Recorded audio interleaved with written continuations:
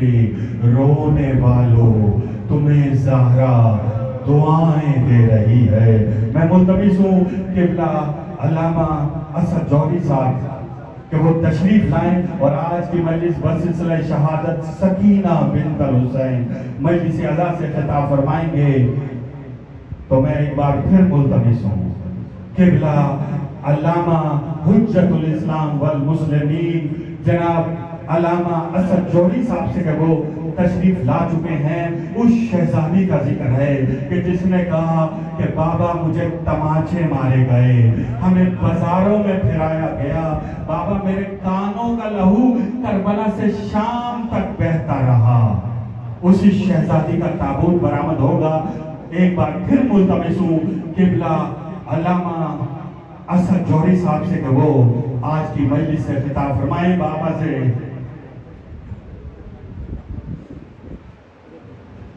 قبلہ کہہ رہے ہیں کہ جو حضرات ابھی بھی باہر موجود ہیں براہ مہربانی اندر آ جائیں، اور یہ جو کیمرے ہیں بالکل اس کو اس سائڈ پہ کر لیں تاکہ جو لوگ بالکل سامنے سے جو قبلہ کی زیارت بھی ہے اور سننا چاہتے ہیں بالکل وہ سن سکیں۔ بابا سے بلند صلوات اللہ۔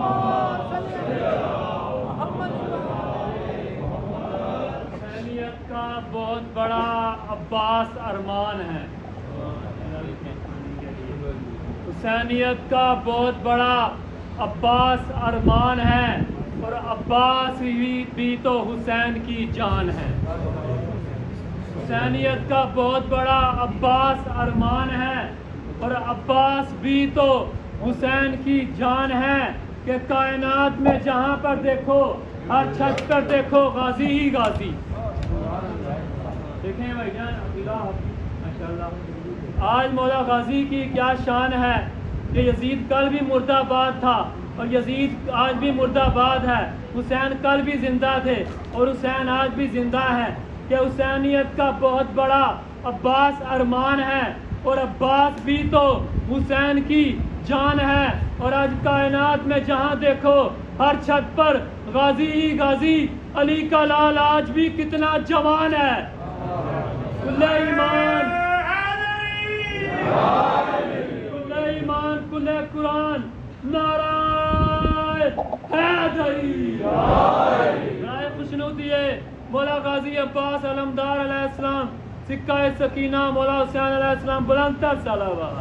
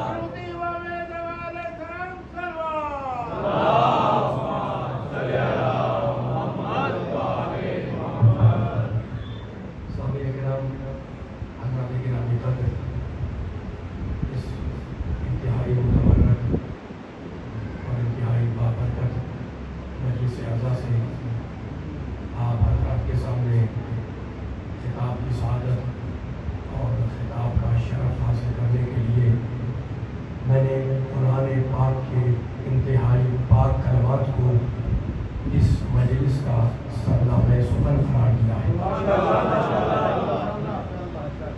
خاصا وقت گزر چکا ہے اور میں زیادہ آپ کو زحمت سماعت نہیں دوں گا، لیکن آئے مبارکہ جس کی تلاوت کی میں نے اس کے ترجمے پہ توجہ فرمائی کہ رب کائنات، پروردگار عالم، خالق ارض و سما، ارحم الراحمین، اکرم الاکرمین، اجود الاجودین، ابصر الناظرین، اسمع السامعین، واضح لفظ میں کہہ رہا ہے من اہتدی فانما یہتدی لنفسہ۔ اللہ کہتا ہے جو بھی انسان ہدایت پاتا ہے اس کا فائدہ خود اس انسان کو پہنچتا ہے۔ اللہ کہہ رہا ہے جو ہدایت کا بندوبست کرتا ہے، جو ہدایت بھیجتا ہے، جو ہادی بھیجتا ہے، کہتا ہے جو بھی ہدایت پائے، جو بھی من اہتدی فانما یہتدی لنفسہ، تو یہ فائدہ ہدایت پانے کا خود اس انسان کو پہنچتا ہے۔ اور اس کے بعد کہتا ہے ومن ضل، اور جو گمراہ ہو جائے، فانما یضل علیہا، تو اس گمراہی کا نقصان، اس گمراہی کا ضرر اس انسان کو پہنچتا ہے۔ پھر کہتا ہے وَلَا تَزِرُ وَازِرَةٌ وِزْرَ أُخْرَىٰ۔ ذرا آپ کی سماعت میرا ساتھ دیں انشاءاللہ، کافی دیر ہو گئی ہے، مجھے اس کا احساس ہے، اب یہ امتحان میرا بھی ہے، آپ کا بھی ہے، لیکن مجھے ذرا ساتھ دیے گا تاکہ میں پیغام دے سکوں۔ وَلَا تَزِرُ وَازِرَةٌ وِزْرَ أُخْرَىٰ، اور کہتا ہے کوئی بوجھ اٹھانے والا کسی کا بوجھ نہیں اٹھائے گا۔ وَمَا كُنَّا مُعَذِّبِينَ حَتَّىٰ نَبْعَثَ رَسُولًا، اور کہتا ہے وہ رحم الرحیمین، وہ اکرم الاکرمین، وہ کہتا ہے ہم کسی علاقے میں کسی جگہ پر اپنا عذاب نازل نہیں کرتے جب تک کہ پہلے وہاں اپنا رسول نہ بھیج دیں۔ یہ کلیہ اللہ کا ہے، یہ سلامت ہے اللہ پاک رکھے۔ جاتی سورہ بنی اسرائیل کی آیت ہے کہ وَمَا كُنَّا مُعَذِّبِينَ، ہم عذاب نازل ہی نہیں کرتے حتیٰ نبعث رسولا، جب تک کہ پہلے اپنا رسول نہ بھیج دیں۔ پہلے ہم اتمام حجت کرتے ہیں، ہے نا، اور پھر اگر کوئی نہ مانے اس کو تو پھر وہ عذاب، وہ بستی، وہ اہل بستی عذاب کے مستحق بن جاتے ہیں۔ عزیزوں، یہ سورہ بنی اسرائیل کی آیات جن میں اللہ نے، پروردگار عالم نے واضح الفاظ میں کہا ہدایت پاؤ گے فائدہ تمہیں ہوگا، گمراہ ہوگے نقصان تمہیں ہوگا۔ میں ایک جملہ کہنا چاہ رہا ہوں قرآن مجید کی عظمت پر، ذرا میرا ساتھ دیے گا۔ لیکن یہ قرآن جسے ہم پڑھتے ہیں، یہ قرآن کتاب ہدایت بھی ہے اور کتاب قانون بھی ہے۔ دونوں میں فرق کیا ہے؟ کتاب ہدایت بھی ایک ہی کتاب، کتاب ہدایت بھی ہے، کتاب قانون بھی ہے۔ میرے سامنے میرے بچے بھی ہیں، بزرگ بھی، نوجوان بھی ہیں۔ جب اللہ حکم کی بات کرتا ہے تو وہاں سمجھانے کا رویہ نہیں ہے، وہاں آرڈر ہے، وہاں حکم ہے۔ اقیموا الصلاۃ ولا تکونوا من المشرکین، کہتا ہے نماز پڑھو مشرک مت بنو۔ یہاں پر سمجھانے کا نہیں، یہاں پر آرڈر ہے اقیموا الصلاۃ ولا تکونوا من المشرکین، نماز پڑھو مشرک مت بنو۔ کتب علیکم الصیام، ہم نے تم پر روزوں کو لکھ دیا۔ ماہ رمضان کے روزے رکھنا واجب ہے۔ میرے سامنے نمازی روزدار بیٹھے ہوئے، میرے ساتھ لیتے رہیے گا۔ للہ علی الناس حج البیت من استطاع الیہ سبیلا، جو مستطیع ہو جائے اس پر زندگی میں ایک مرتبہ حج کرنا واجب ہے نا، ایک مرتبہ واجب ہے، ٹھیک؟ تو نماز پڑھو واجب، ماہ رمضان کے روزے واجب، مستطیع ہو گئے حج کرنا واجب، آتو زکات، زکات دو، ہے نا۔ تو جہاں پر اللہ قانون کی بات کرتا ہے وہاں آرڈر ہے، نماز پڑھو، روزہ رکھو، حج کرو، زکات دو، خمس نکالو، جہاد کرو، ہے نا۔ اور جہاں ہدایت کی بات ہے وہاں سمجھانے کا رویہ ہے، کہتا ہے اما انا ہدیناہ السبیل اما شاکرا و اما کفورا، ہم نے تمہیں راستے کی ہدایت کر دی، اب چاہے مان کر شاکر بنو یا انکار کر کے کافر بنو۔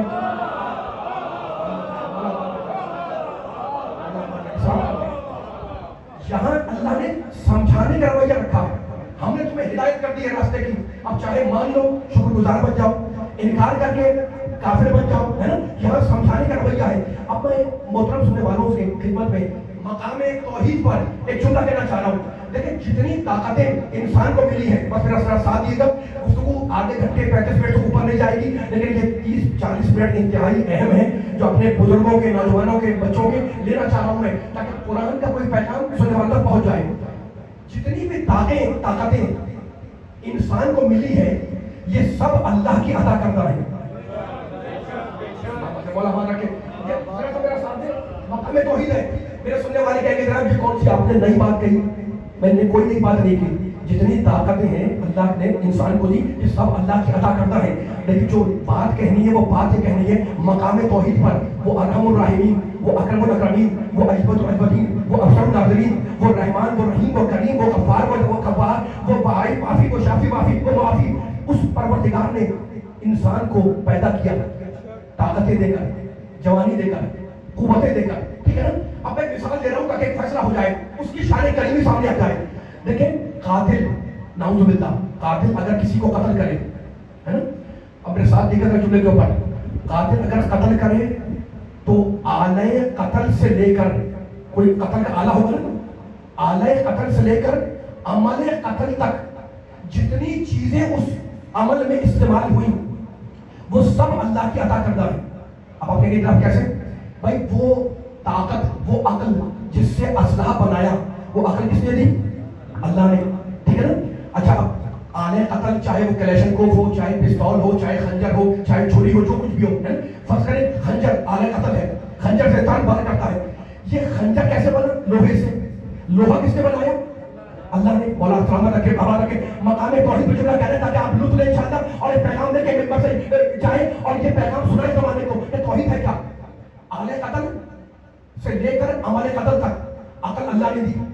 اچھا اب وہ جس چیز سے انسان بنا رہا ہے اپنے ہاتھوں سے اس آلے قتل کو، وہ ہاتھ کی دی ہوئی طاقت اللہ کی ہے۔ اب جب وہ خنجر بن گیا تو قاتل نے اس خنجر کو اٹھایا اور اٹھانے کے بعد اس کو وار کرنا چاہا۔ یہ جو خنجر کو اٹھایا ہے طاقت لگی ہے نا، یہ طاقت بھی اللہ کی دی ہوئی، اور جب اس نے وہ کسی پر وار کر دیا تو یہ وار بھی طاقت اللہ کی دی ہوئی ہے۔ تو یعنی اللہ نے بتلا دیا کہ میں بندے کو مجبور کر کے نہیں روکتا، طاقتیں دے کے روکتا ہوں کہ یہ حلال ہے، یہ حرام ہے۔ سلامت ہے۔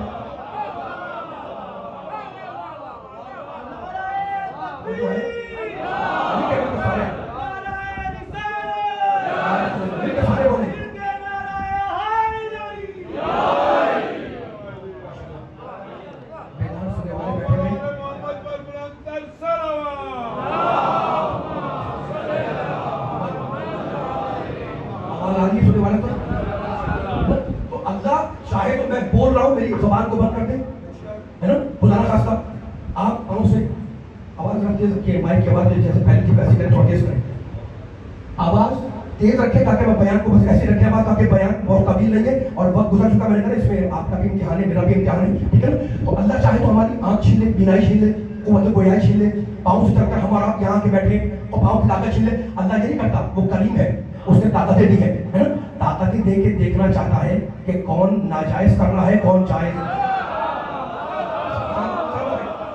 اچھا یہ بتائیں ہمارا خالق کون ہے؟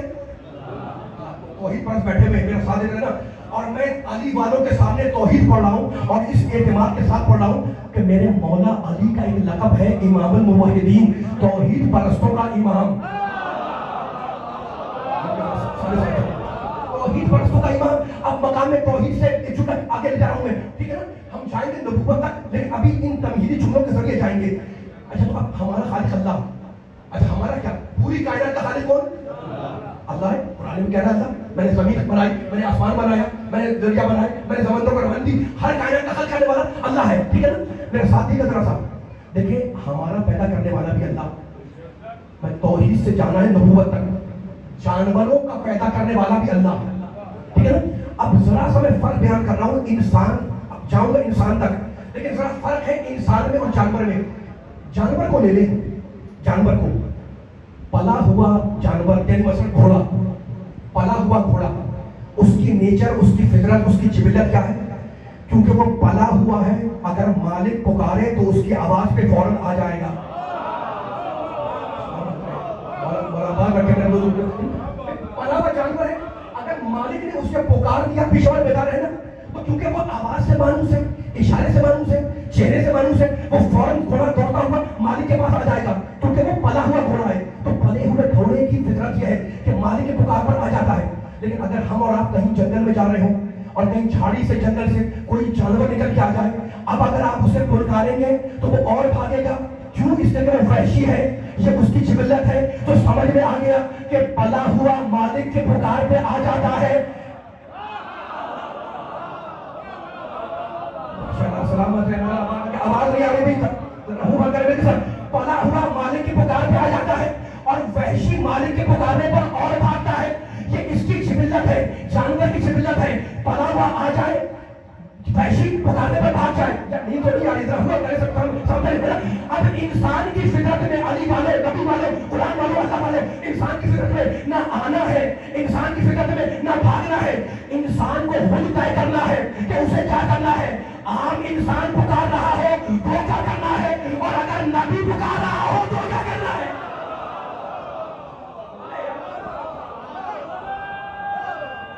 इधर आके बैठिए,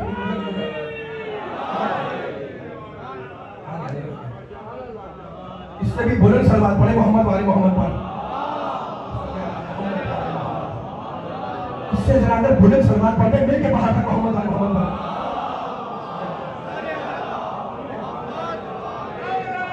मिल के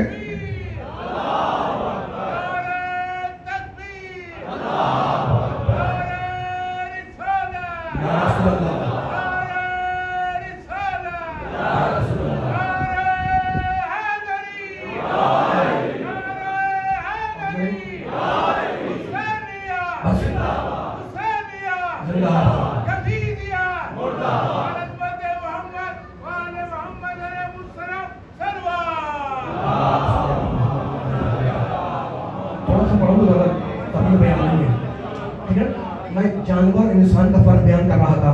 और गुफ्तगू मैंने बार बार कहा, ये इस वक्त जो है वो जो वक्त गुजर चुका है, उस गुजरे हुए वक्त को उसकी तलाफी करनी है, ठीक है? मेरा साथ देकर रहिएगा ताकि पैगाम मुकम्मल हो जाए। एक अली वालों, मेरे बुजुर्ग को, नौजवानों, बच्चों, एक और फर्क है जानवर में और इंसान में, और वो फर्क बड़ा सामने का है ना। जानवर तवज्जो, जानवर जितनी उसको जरूरत होती है उतना जमा करता है।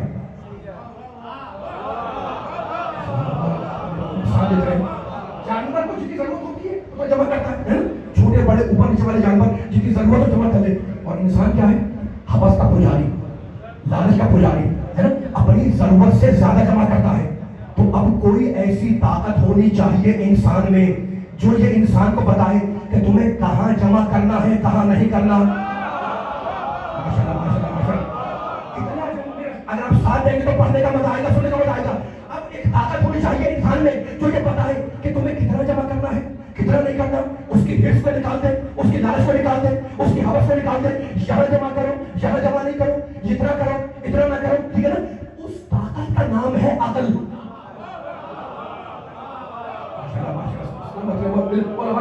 उसको मैंने इल्मी बातें छड़ी हुई है इल्मी समाजों के सामने। उस ताकत का नाम है अकल। अब अकल बताएगी, अकल को अल्लाह ने जिस्म पर हाकिम बनाया। अब अकल बताएगी जनाब कि यहाँ जमा करो, यहाँ जमा ना करो, इतनी मिकदार में करो, इतनी मिकदार में ना करो, ये जमा करो, ये जमा ना करो, ऐसे करो, ऐसे ना करो, ठीक है ना? अकल को अल्लाह ने हाकिम बनाया जिस्म के ऊपर। अली वालों, अल्लाह ने अकल तो दी इंसान को, और एक चीज अल्लाह ने और दी इंसान को जिसे हम और आप जाहिरी तौर पर बुरा समझते हैं, है ना? हम बच्चों से कहते हैं जनाब गुस्सा मत करो, गुस्सा बुरी चीज है। लेकिन मैं मेंबर से या पीठ से कह रहा हूँ, मजलिस पढ़ते हुए कह रहा हूँ, हम समझते हैं कि गुस्सा बुरी चीज है। लेकिन मेरे इल्मी समाते मेरे सामने बैठे हुए मेरे जुमले की तारीफ करेंगे। अगर इंसान में गुस्से की ताकत न हो तो इंसान न अपना दिफा कर सकता है, न जिहाद कर सकता है।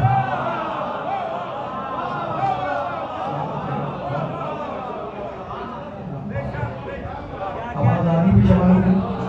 मेरा साथ देते रहिएगा। ये जुमला एक एक जुमला पूरा पूरा मजमून है।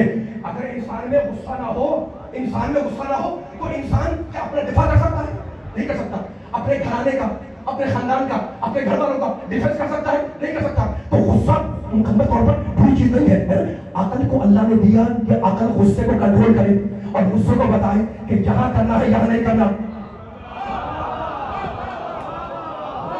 میرے ساتھ سامنے والوں کی آواز نہیں آ رہی، مل کے ساتھ چلے. بڑی باری بات ہے، میں 1 گھنٹے کا مضمون آدھے گھنٹے میں ختم کر دوں، مسائل پہ آ جاؤں، میری مجلس مکمل ہو جائے گی. بس صرف شرط یہ ہے کہ آپ میرے ساتھ دیتے رہے. عقل بتائے گی کہ یہاں غصہ کرنا ہے، یہاں نہیں کرنا، اتنا کرنا ہے، اتنا نہیں کرنا، اس پہ کرنا ہے، اس پہ نہیں کرنا، اتنی مقدار میں کروں، اتنی مقدار میں نہ کروں. لیکن میں کیا کروں؟ عقل ہر وقت یہ کام کر نہیں سکتی. سننے والے بھی کیوں نہیں کر سکتی؟ اس لیے کہ کبھی کبھی عقل بھی تو غصے کے زیر اثر آ جاتی ہے. کبھی کبھی ایک فیصلہ ہو رہا ہے، کبھی کبھی عقل بھی تو غصے کے ذریعے اثر آ جاتی ہے نا. تجربہ ہے نا ہمارا، عقل بڑی کام کر رہی ہے لیکن اتنا غصہ بڑھ گیا کہ ہاتھ کھول کے میرا ساتھ دے، توجہ رکھیں. بڑی باری بات کر رہا ہوں، نبی کے شانے والے بیٹھے ہوئے. اب غصہ اتنا بڑھ گیا کہ اس نے عقل کو قابو میں کر لیا. اب انسان جنون کی حالت میں ہے، انسان دیوانگی کی حالت میں ہے، انسان جذباتی ہو گیا، اسے سمجھ میں نہیں آ رہا کیا کرے. عقل ہے لیکن عقل غصے کے زیر اثر ہے، غصے نے عقل کو کنٹرول کر لیا ہے. اب ایک تیسری طاقت کی ضرورت ہے جو انسان کو بتائے کہ عقل کو کہاں کنٹرول کرے، اور اس تیسری طاقت کا نام ہے نبوت. سلامت ہے مولا بات رکھے، سلامت ہے. آپ لوگ ہاتھ میرے ساتھ آ جائے، پیچھے والے بھی آ جائے. اب اس تیسری طاقت کا نام ہے نبوت. هو الذی بعث، کیا نبی کے چاہنے والے کو یہ آیت یاد نہیں ہے؟ هو الذی بعث فی الامیین رسولا منہم یتلو علیہم آیاتہ ویزکیہم. ہم نے محمد کو اس لیے بھیجا کہ وہ نفسوں کو پاک بنائے. تو میرا محمد آیا ہے کہ وہ خراب نفسوں کو پاک بنائے. تو جو محمد خراب نفسوں کو پاک بنانے آیا ہو، خود اس محمد کا نفس کتنا پاک ہوگا؟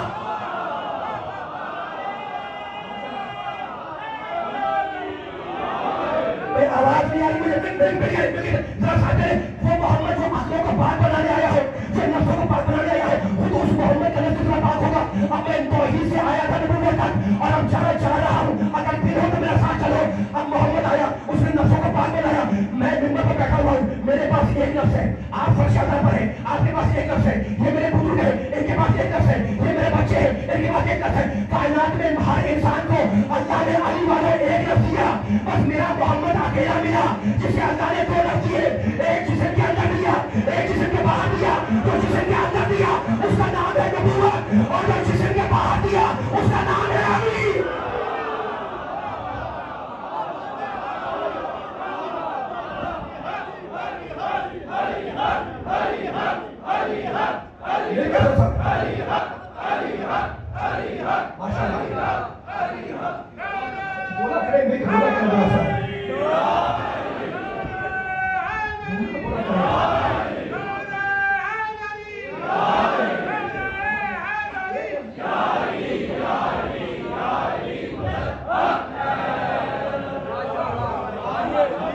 یقین جانے میں آپ سے جو جملہ کہہ رہا ہوں، میں تقریباً 50 منٹ سے بیٹھا ہوا تھا اور کچھ پہلے حاضری دینی تھی جو میرا وعدہ تھا، لیکن تاخیر ہو گئی ہے، بہت دیر ہو گئی ہے.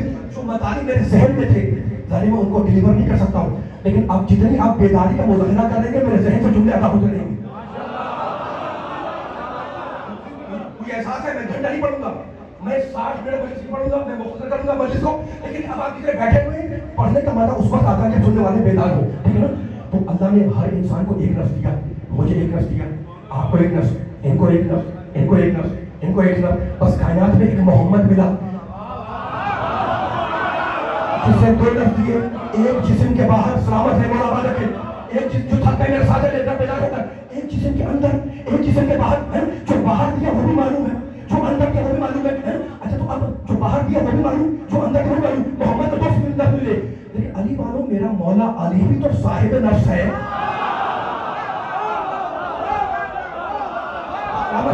میرا مولا علی بھی تو صاحب نفس ہے. اب علی کے نفس کی منزل کیا ہے مجھے نہیں پتا، علی کے نفس کا مقام کیا ہے مجھے نہیں پتا، علی کے نفس کی جگہ کیا ہے مجھے نہیں پتا. لیکن سورہ زمر 39واں سورہ حوالہ دے کے آپ کے حوالے کر رہا ہوں. سورہ زمر میں کہتا ہے بسم اللہ الرحمن الرحیم، اللہ یتوفی الانفس حین موتها والتي لم تمت في منامها فیمسک التی قضا علیہ الموت ویرسل الاخری الی اجل مسمى.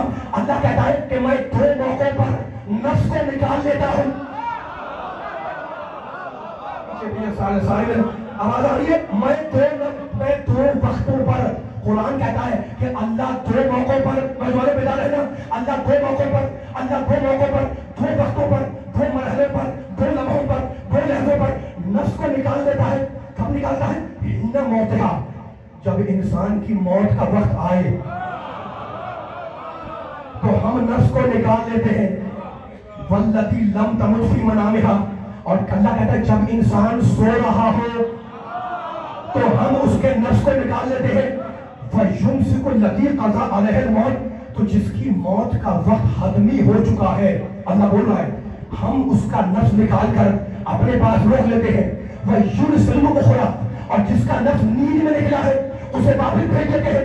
تو قرآن نے کہا کہ نفس نکلتا ہے دو موقعوں پر, جب انسان مر رہا ہو, آواز آنی چاہیے, جب انسان مر رہا ہو نفس نکل جائے, جب انسان سو رہا ہو نفس نکل جائے. تو کائنات میں جتنے بھی انسان ہیں جب سوتے ہیں تو نفس نکل جاتا ہے. تو جس کا سوتے میں نفس نکل جائے اس کا نام ہے انسان, اور جو سوتے میں نفس کو بیچ دے اس کا نام ہے علی.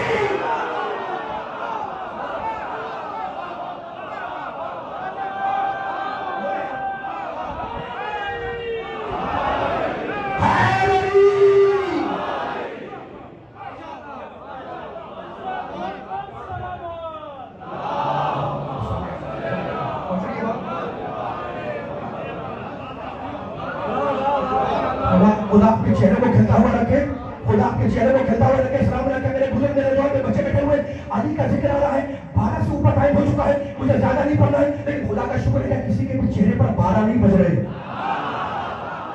سارے بیدار بیٹھے اور بیدار ہوں گے بھی.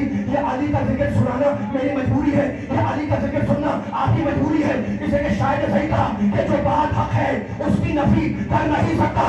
ارے مولا کے فضائل میں کمی کر نہیں سکتا, اس لیے کہ اس کے لیے پاکیزگی خون ہے لازم. بد نسل کبھی ذکر علی کا نہیں.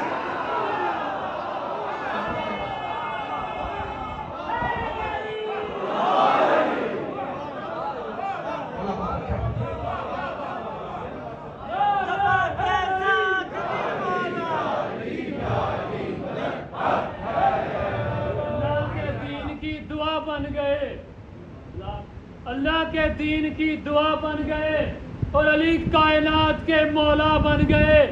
اور نبی نے جب کہا کہ علی کی ضربت سب سے افضل ہے, بڑے بڑے منافق تھے جن کے کلیجے جل گئے. کلے ایمان, کلے قرآن, وسیع رسول, شور بطول, حسنین کا بابا, کعبے کا بھی کعبہ, نعرہ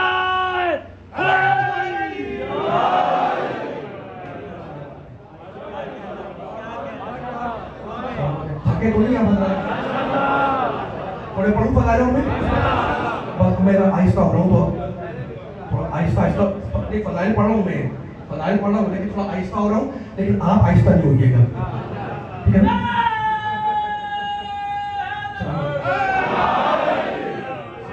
نعرہ لگانے والے بھائی, یہ جو مجلس کا فارمیٹ ہے, یہ مجلس کا فارمیٹ جو ہے توحید, عدل, نبوت, امامت, خلافت, یہ ہمارا تھوڑی ہے. ہماری کا ذکر کرتے ہیں, مجلس ہو, جشن ہو, جلوس ہو, علی کا ذکر ہوگا. اس لیے ہمارے نبی نے کہا تھا, کیا کہا تھا, زینوا مجالسکم بذکر علی, اپنی مجلسوں کو علی کے ذکر سے زینت دو.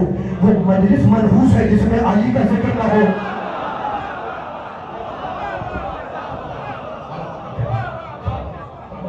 ٹھیک ہے. اچھا, تو اب سارے انسان سوتے ہیں تو نفس نکل جاتا ہے نا, اور ایک وہ ہے جو سوتے میں نفس کو بیچ رہا ہے. یہ واقعہ آپ کو ذہن میں یاد آ گیا تھا, میں نے کہا میں آہستہ ہو رہا ہوں, آپ آہستہ نہ ہو. ہمارے آخر میں لگائیے گا ذرا, جملوں کا وزن کیا کریں, آواز آنی چاہیے. یہ واقعہ میرے باہر کھڑے ہوئے بچے, نوجوان مجھے بیٹھے ہوئے, سب کے ذہن کے اندر ہے کون سویا تھا, کہاں سویا تھا, اور کیا بیچا تھا. سارا آپ کے واقعہ ذہن میں قرآن مجید آئی ہوئی, ان اللہ اشترى من المؤمنین انفسهم واموالهم بأن لهم الجنہ, ٹھیک ہے نا. ومن الناس من يشري نفسه ابتغاء مرضات الله, آئے تھے اس موت کو نہیں چھیڑ رہا ہوں, لیکن کون سویا, کس بستر پہ سویا, کیا سویا, کب سویا, سب آپ کو واقعہ یاد ہے نا. میں ایک جملہ کہنا چاہ رہا ہوں علی والوں کے سامنے, ہے نا. شب ہجرت نہیں پڑھ رہا, شب ہجرت نہیں پڑھا, لیکن ایک جملہ کہنا ہے, اور جملہ یہ کہنا ہے کہ میرے اللہ نے, میرے پروردگار نے جب جناب عیسیٰ علیہ السلام کا قرآن میں ذکر کیا, دیکھا میں کہاں سے کہاں جا رہا ہوں, تو کیا کہا اللہ نے, کہنے لگا مل مسیح ابن مریم الا رسول, سورہ مائدہ 5واں سورہ, کہتا ہے عیسیٰ اللہ کے رسول ہیں.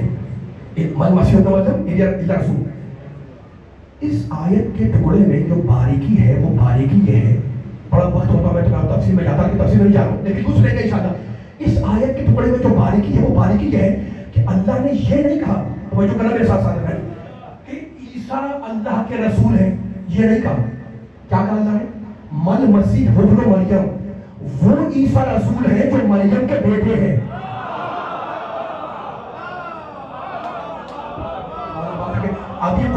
ابھی قرآن لائن آپ کو آیت نکال کے دکھا دو سورہ مائدہ کی، ہٹا کے دیکھیے گا، یہ نہیں کہا کہ مل مسیح اللہ رسول، عیسیٰ اللہ کے رسول نہیں، مل مسیح ابن مریم اللہ رسول، عیسیٰ وہ عیسیٰ جو مریم کے فرزند ہیں، وہ اللہ کے رسول ہیں۔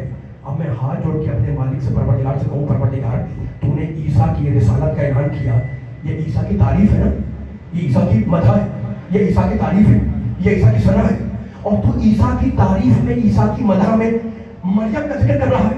مریم کا تو شوہر نہیں ہے، تو عیسیٰ کی تعریف میں مریم کا ذکر کیوں کیا؟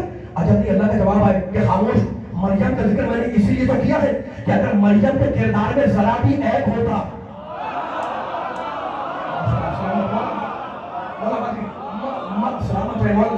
قرآن کا ایک چننا ہوتا، قرآن کا ایک عجائب ہوتا، قرآن کا ایک ختم ہوتا، قرآن کا ایک سورہ ہوتا، خبردار خاموش، میں نے مریم کا نام اس لیے لیا کہ مریم کے کریکٹر میں اگر ذرا بھی کوئی نقص ہوتا، ذرا بھی کوئی عیب ہوتا، میں وہ مقام تعریف میں مریم کا نام لے لیتا تو میری سمجھ میں آ گیا۔ توجہ کرنا نہیں والوں، بھائی مجھے بتائیں، حضرت مریم سلام اللہ علیہا صدیقہ ہے، مطہرہ ہے، طاہرہ ہے، مصطفیٰ ہے، قرآن میں ان کے لیے آیت ہے، بلکہ پورا سورہ ہے، سورہ مریم 19واں سورہ ہے نا، بہت بڑی فضیلت والی ہے۔ اچھا ان کے بیٹے عیسیٰ صاحب شریعت ہے، چھوٹے نبی نہیں ہے، ان لوگ عظم ہے، ان پر اللہ نے انجیل اتاری، ٹھیک ہے نا، بہت فضیلت والے ہیں۔ لیکن میں سارے مجمع سے پوچھ رہا ہوں کہ یہ سارے انبیاء مل کر میرے نبی کے مقابلے پہ آ سکتے ہیں؟ میرے نبی کے مقابلے کا تو کوئی نہیں ہے، سب پہ ہمارا سلام، سارے معصوم، سارے نبی، سارے انبیاء، لیکن علی والے پیغام دینا چاہوں میں، میرے محمد سے بڑھ کے کوئی نہیں ہے، میرے نبی کی فضیلت والا کوئی نہیں ہو سکتا، نہ ہوا ہے، نہ ہے، نہ ہوگا، محمد سے بڑھ کے فضیلت والا کوئی بھی نہیں ہے۔ اب میں مثال دینے کے لیے سمجھا رہا ہوں، نعوذ باللہ حاکم ٹائم، توجہ کریں کہ میں بیان دینے کے لیے سمجھانے کے لیے کہہ رہا ہوں۔ اگر کوئی میرے محمد کی، میرے نبی کی نعوذ باللہ توہین کرنا چاہے، انسلٹ کرنا چاہے، تو وہ یہ کہہ سکتا ہے نا کہ جناب جانتے ہیں محمد کون ہے؟ یہ ابو لہب کے بھتیجے ہیں۔ ابو لہب تو چاہے وہ چچا ہے تو یہ بھتیجے ہوئے، تو نعوذ باللہ کوئی توہین کرنا چاہے تو کہ جناب یہ وہ ہیں جن کے چچا ہے ابو لہب ہے، یہ ابو لہب کے بھتیجے ہیں۔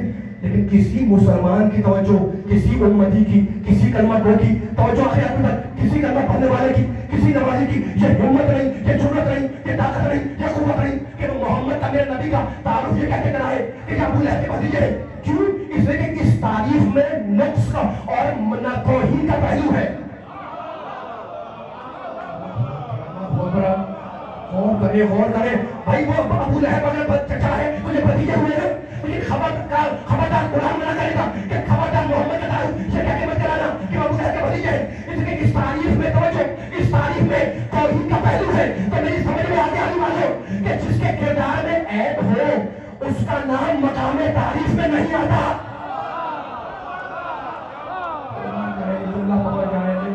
اتنا خاموش بیٹھے ہوئے جس کے کردار میں عیب ہو، جس کے کردار میں نقص ہو، اس کا نام مقام توحید میں نہیں آتا۔ اب آنے والے میں ہاتھ جوڑ کے پروردگار سے کہوں گا کہ پروردگار تو معلوم ملک ہے، تو عالم الغیب ہے، تجھے پتا تھا کہ ہجرت کے بعد جتنی جنگیں ہوں گی سب کے فاتح علی ہے، بدر کے فاتح علی، احد کے فاتح علی، خندق کے فاتح علی، خیبر کے فاتح علی۔ تو ہجرت کی رات جب فرشتوں کو بھیج رہا تھا وہ کہہ دیتا فرشتوں سے کہ جاؤ فرشتوں اور جا کر علی کو مبارکباد دو اور یہ کہہ کے مبارکباد دو کہ فاتح خیبر مبارک، فاتح خندق مبارک، فاتح بدر مبارک، فاتح صفین مبارک، فاتح خیبر مبارک، کل ایمان مبارک، فاتح مقتول مبارک، جماعت رسول مبارک۔ لیکن فرشتوں نے علی والوں آنے کے بعد نہ بدر کا حوالہ دیا، نہ خندق کا حوالہ دیا، نہ خیبر کا ذکر کیا، نہ فاتح مقتول کہا۔ فرشتوں نے مقام تعریف میں ایک جملہ کہا، کہتے لگے بخل بخل لگا جبرا ابی طالب، اے ابو طالب کے بیٹے تجھے مبارک ہو۔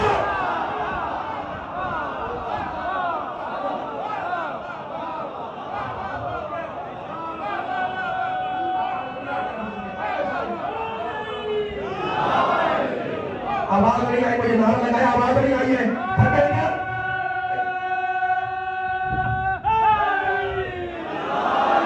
اب میں مقام ختم کر رہا ہوں گفتگو، اگر تھوڑا سا مجھے اجازت ہے تو میں بیان کر دوں۔ اے ابو طالب کے بیٹے، یہ نہیں کہا کہ خیبر کے فاتح فاتح تجھے مبارک. حضرت علی نے فتح کیا ہے.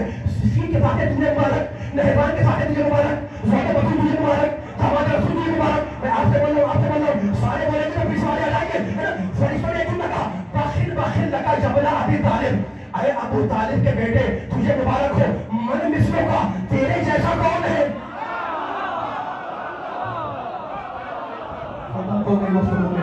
پیچھے والے میرا ساتھ نہیں دے رہے, آواز نہیں آ رہی ہے. باخر باخر لگا جبلا ابی طالب, اے ابو طالب کے بیٹے تجھے مبارک ہو. تو نے وہ کارنامہ جان لیا کہ جو کوئی نے کہا تھا تیرے جیسا کون ہے. تو اللہ کے چاہنے والوں, نبی کے چاہنے والوں, جب اللہ نے عیسیٰ کی رسالت کا ذکر کیا تو کس کا حوالہ دیا؟ مریم کا. جب اللہ نے علی کے فضائل سنائے تو کس کا حوالہ دیا؟ خاموش بیٹھے سارے, آواز نہیں آ رہی ہے, آواز نہیں آ رہی ہے. ذرا بولیں مجھ سے, ذرا میرے سارے بولیں ساتھ. جب اللہ نے عیسیٰ کی رسالت کا اعلان کیا تو مریم کا حوالہ دیا, من رسول ابن مریم, یہ مریم کا بیٹا رسول ہے. اور جب علی کے فضائل سنائے میرے اللہ نے تو وہاں پر حوالہ ابو طالب کا دیا. تو اللہ نے کہا اے ابو طالب کے بیٹے تیرے جیسا کون ہے, تجھے مبارک ہو. دونوں میں فرق کیا ہے؟ مریم عیسیٰ کا حوالہ دیا مریم کے ذریعے, علی کے فضائل سنائے ابو طالب کے ذریعے. دونوں میں فرق کیا ہے؟ علی والے دونوں میں فرق کیا ہے کہ جب عیسیٰ کی رسالت کا اعلان کیا تو کہنے لگا خالق میں نے کہا رسول, عیسیٰ رسول ہے اور عیسیٰ جیسے بہت سے گزر گئے. یعنی تمہیں کوئی نئی بات نہیں ہے, عیسیٰ جیسے بہت سے گزر گئے. اور جب اللہ نے جب عیسیٰ کی رسالت کا ذکر کیا, جب مریم کا ذکر کیا تو اس عیسیٰ کے ساتھ جس کے جیسے تھے. اور جب اللہ نے علی کا ذکر ابو طالب کا ذکر کیا تو اس علی کے ساتھ جس کے جیسا کوئی نہیں تھا.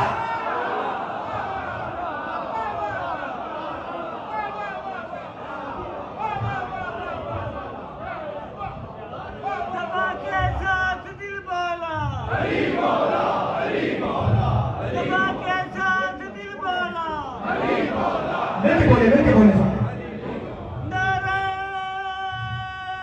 کے سارے ذرا یہ لوگ چھوڑ گئے. اس میں بلند سلوات پڑھے محمد والے محمد. اگر اس سے بلند سلوات پڑھ سکتے تو ذرا بلند سلوات پڑھ دے محمد والے محمد.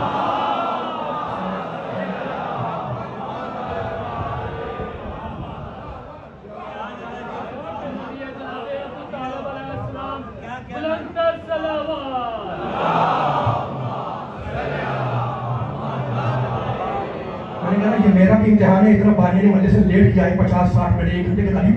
یہ بہت ہی یعنی تکلیف سے بات ہے سننے والوں کے, پڑھنے والوں کے لیے بھی. لیکن آپ نے میرا ساتھ دیا ہے. میں ظاہر براہ راست کسی اور جگہ سے آ رہا تھا اور جا رہا ہوں. اب آپ کی سماعتوں کو زیادہ پرانی نہیں کروں گا. ظاہر کی جب اتنا میں آ کے بیٹھا ہوا ہے, لیکن باقی اگر اجازت دے تو کچھ اور پڑھوں. آواز بھی ایسا جو تھک گیا وہ سائڈ میں ہو جائے تاکہ میں بیٹھا رہے سنتا رہے سائڈ میں ہو جائے. اب جن کو میں دیکھوں گا اگر ذرا سی بھی آپ کو ظاہر سستی ہوئی تو میں تھک جاؤں گا. اب مجمع آمادہ ہے سننے کے لیے, سنانے کے لیے, تو میں سناؤں گا اور علی کا نام لے کے سناؤں گا. اور یہ ایمان رکھوں گا کہ اگر کہیں ٹھوکر کھاؤں گا علی سہارا ضرور دے گا. کہ اگر کوئی مشکل آئے گی علی اسے حل بھی کر دے گا. اور مشکلات میں مشکل کشا کو نہ پکاروں تو دوسرا کوئی ہے جو اللہ میں مشکلات بن جائے, دوسرا کوئی ہے جو مشکل کشا بن جائے. ارے تاریخ ہمیں یہی سبق دے رہی ہے کہ مدد کے لیے اسے بلاؤ جو غریبوں کے بلانے پر بھی آ جائے, اسے نہ بلاؤ جو پیغمبر کے بلانے پر بھی نہ آئے.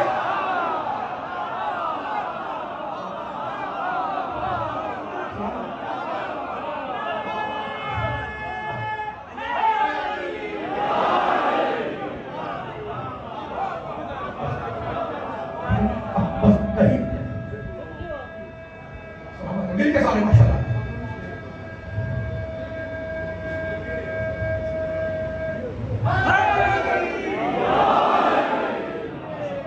بھرپور لگایا میرے دوست نے اور بھرپور جواب دیا سارے مومنین نے مل کر. خدا سب کی اس عبادت کو قبول فرمائے. یہ تو بچپن سے سن کے آ رہے ذکر علی کی عبادت, علی کا ذکر عبادت ہے. جس صورت میں ہو, قرآن سے ہو, حدیث ہو, جس صورت میں ہو, علی کا ذکر عبادت ہے. بس میں نے مجلس پڑھ دی, میں نے آپ سے اجازت لے لی. اب مجھے بیان نہیں کرے کہ آپ نے کہا ہے کہ تھوڑا پڑھیں اور علی کا نام لے کے میں قدم آگے بڑھا رہا ہوں. اب میں فضائل نہیں پڑھ رہا, فضائل میں نے آپ کو سنا دیے. اب سننے والے دیکھ رہے مجھے فضائل نہیں پڑھ رہے تو ممبر میں کیوں بیٹھے ہوئے یہاں پر. میں پھر کہہ رہا ہوں فضائل نہیں پڑھ رہا, فضائل میں نے سنا دیے.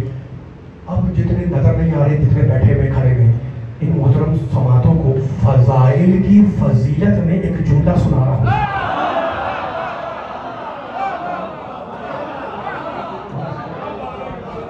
یہ جملہ اگر یاد رہ جائے میرے آنے کی محنت سبارت ہو جائے گی.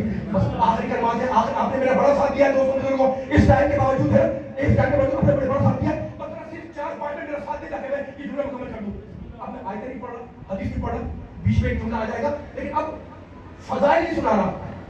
یہ فضائل کا سننے والا مطلب بیٹھا میں اس کو فضائل کی فضیلت میں ایک جملہ سنا رہا ہوں. بس بولتے رہے میرے ساتھ ساتھ. سلامت رحمہ اللہ پاک کیا آپ کی باتوں کو قبول کرے. اور وہ جملہ یہ ہے ایک ایک جملہ تاریخی ہے ایک ایک جملے کی میں ذمہ داری لے رہا ہوں. اور وہ جملہ یہ ہے فضائل کی فضیلت میں کہ دنیا نے آل محمد کے توجہ کرنا جہاں تک میں نہیں دے پا رہا ہوں. دنیا نے آل محمد کے عہدے میں منصب میں اختلاف کیا. کس نے مانا کس نے نہیں مانا ایسا ہے نا. لیکن کسی کی یہ ہمت نہیں کہ وہ آل محمد کے فضائل کا انکار کر دے.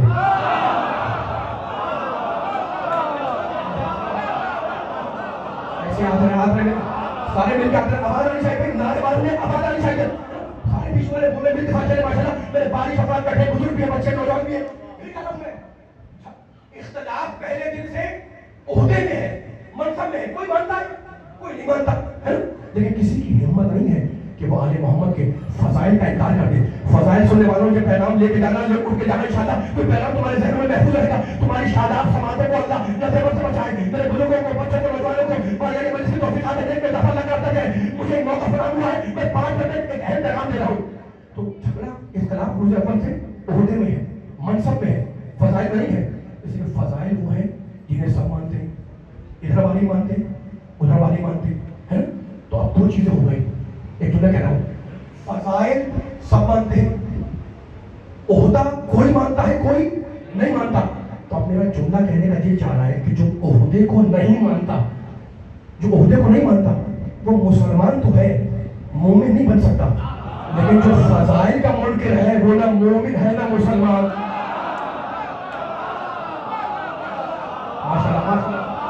سلامت ہے صرف کو میں نے بیان ختم ہو گیا. سلامت ہے کہ بیان میں آپ کو عام کر رہا ہوں آپ عام کریں.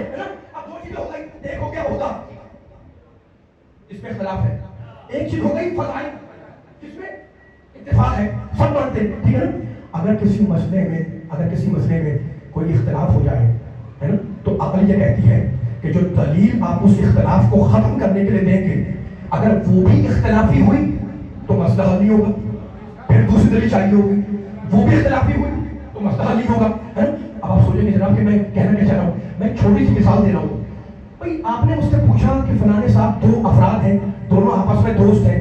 میں نے فرمایا کہ میرا سوال یہ ہے کہ ان میں سے فلاں صاحب کو آپ پڑھا لکھا مانتے ہیں عالم مانتے ہیں دانشور مانتے ہیں. مجھ سے پوچھا میں نے کہا مانتا ہوں. آپ نے کہا دلیل کیا ہے کہ وہ عالم ہے. میں نے کہا دلیل ہے ان کا دوست 2 ہے نا جو دوسرا ہے وہ اس کا دلیل ہے کہ میں اس کے ذریعے اس کو عالم مانتا ہوں. آپ نے کہا جناب یہ تو کوئی بات ہی نہیں ہوئی. میں نے کہا کیوں. آپ نے کہا میں نے آپ سے پہلے ہی کہا تھا کہ میں تھوڑا اس کو مانتا ہوں نہ اس کو مانتا ہوں. تو بات تو وہ کرے جس میں اتفاق ہو. ابھی آپ کی اور میری بات ہو رہی تھی بات تو آپ کی ویلڈ تھی. آپ نے کہا میں دونوں کو مانتا ہی ہوں میں آپ کی بات کو کیسے مان لوں.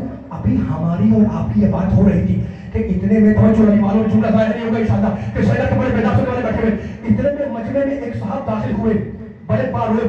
انہیں سب مانتے تھے میں بھی آپ بھی بچے بھی بڑے بھی. ان سے کسی نے پوچھا جناب فلاں صاحب عالم ہے کہنے لگا بالکل عالم ہے.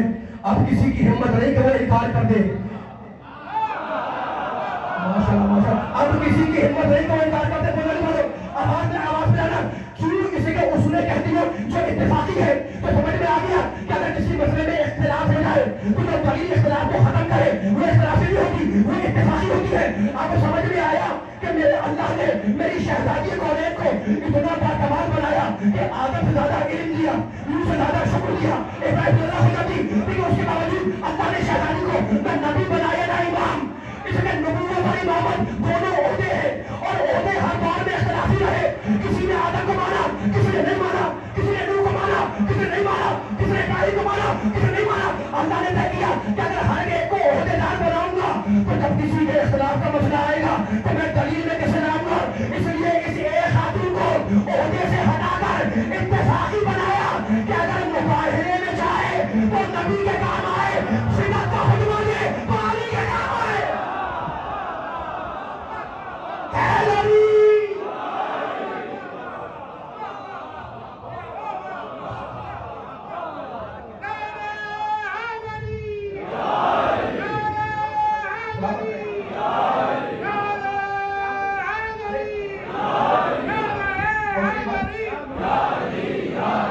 یا علی.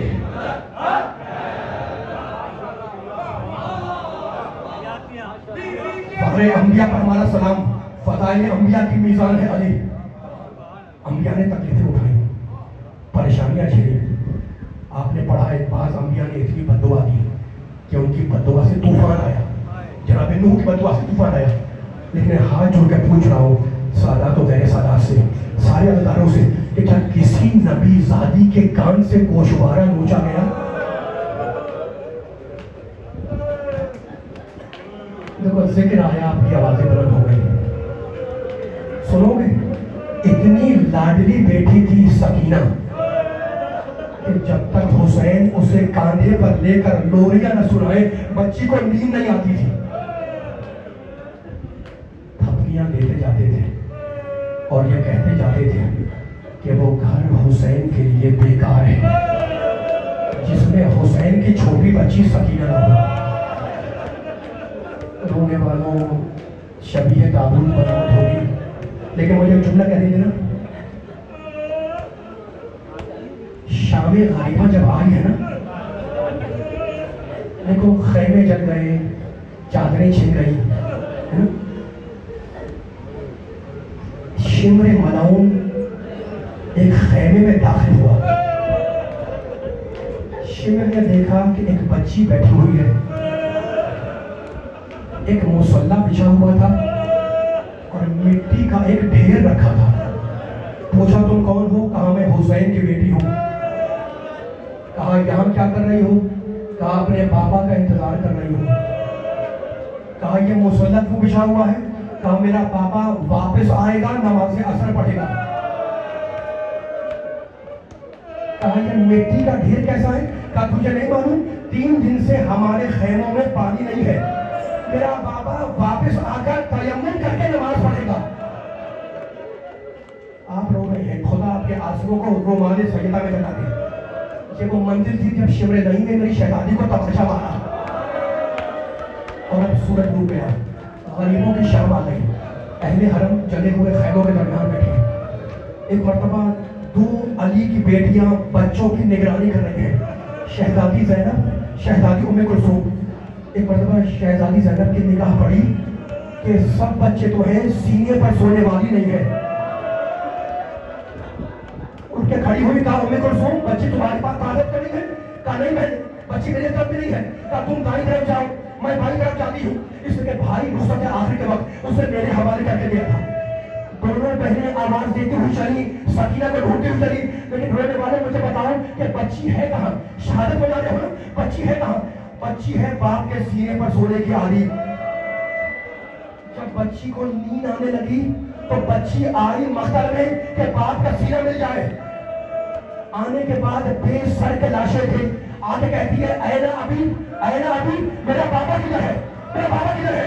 جب کوئی آواز نہ آئی تو رک کے لگی، بابا تم کہاں ہو؟ میں کیسے تمہاری لاشیں نہ کھاؤں؟ ایک مرتبہ ایک کٹے ہوئے سینے سے آواز آئی، الیہ الیہ، بیٹی میرے پاس آ جا. کہتے ہیں کہ بچی سینے پر سڑک کے سو گئی.